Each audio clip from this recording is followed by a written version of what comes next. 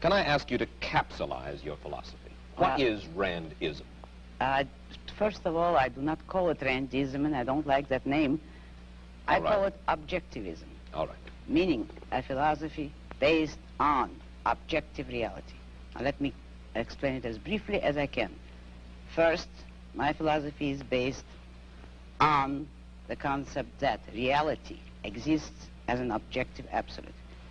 That man's mind, reason, is his means of perceiving it. And that man needs a rational morality.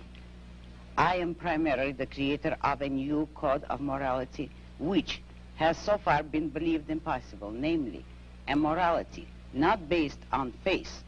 On faith? Not on faith, not on arbitrary whim, not on emotion, not on arbitrary edict, mystical or social, but on reason. A morality which can be proved by means of logic, which can be demonstrated to be true and necessary.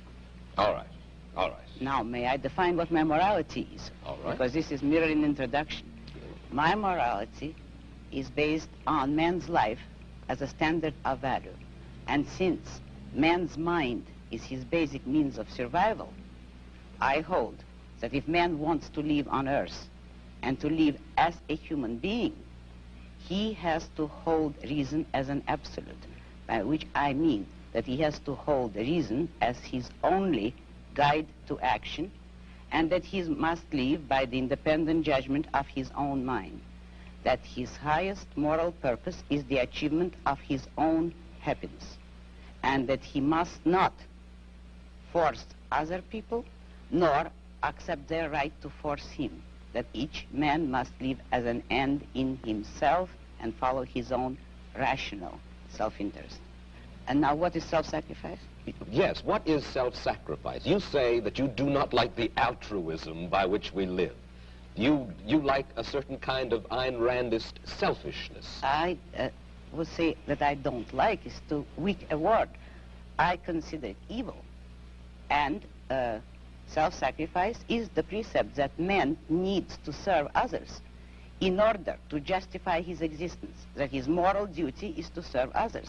That is what most people believe today. Well, yes, we're taught to feel concerned for our fellow man, to feel responsible for his welfare, to feel that we are, as religious people might put it, children under God and responsible one for the other. Now, why do you rebel? What's wrong with this philosophy? But that is what, in fact, makes man a sacrificial animal.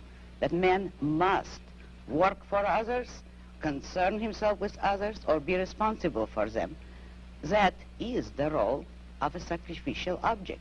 I say that man is entitled to his own happiness and that he must achieve it himself, but that he cannot demand that others give up their lives to make him happy. And nor should he wish to sacrifice himself for the happiness of others. I hold that man should have self-esteem.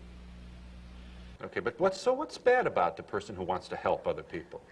Well, to begin with, that's the big mistake. People can want to help other people properly and with very good reasons, but that isn't altruism. Altruism doesn't mean merely helping people. It means sacrificing yourself to others, placing the interests of others above your own. It's the self-sacrificing person who is an altruist. And what's wrong with that? What's wrong with committing suicide? What's wrong with giving up life? And why is the happiness of another person important and good, but not your own? To sacrifice for your loved one is, in many cases, then, a misnomer. If you love your husband or wife, and you have to, let us say, select between spending money for your spouse if he's ill, or going to a nightclub. It's not a sacrifice to spend money for your spouse if he or she is your value. That is what you want to do. I see. But if you let, for instance, your husband die in order to save the neighbor's husband or your wife, that would be altruism. You can make others happy when and if those others mean something to you selfishly. If you love them, then you want to make them happy. Fine. If you don't love them, that's not a moral crime. You don't have to love everybody. You cannot love everybody because it's a meaningless expression. You can love only those whom you value, and if they contribute to your happiness, you contribute to theirs. That's fine. But each one of you has to be selfish about it. I don't understand why you have to be so harsh in your evaluation of those people. Why call it immoral? Why don't you just say, why don't you say it's a waste of time? Why pass judgment on me? Because look at the state of the world today. Yeah. And you cannot be harsh enough on those who created it. And those who created it are the philosophers of altruism.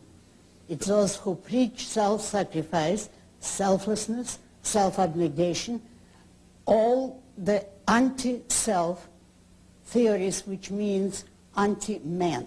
All those who demand man's sacrifice, they have succeeded, and look at the results in the world. That's a theory or a way of life or a philosophic idea which is advanced by religions, that we should sacrifice for others. That's right. All right, I want to make sure I understand you, Miss Rand. Why is it so... I'm still not quite sure why you're so harsh on those who would sacrifice for other people. Because they don't hesitate to sacrifice whole nations. Look at Russia. Communism is based on altruism. Look at Nazi Germany. The Nazis were more explicit than even the Russians in preaching self-sacrifice and altruism, and self-sacrifice for the state, for the folk, the people.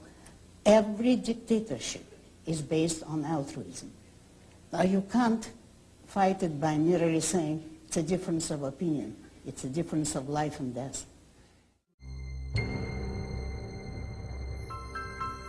If a life can have a theme song, and I believe every worthwhile one has, mine is a religion, an obsession or a mania, or all of these, expressed in one word: individualism.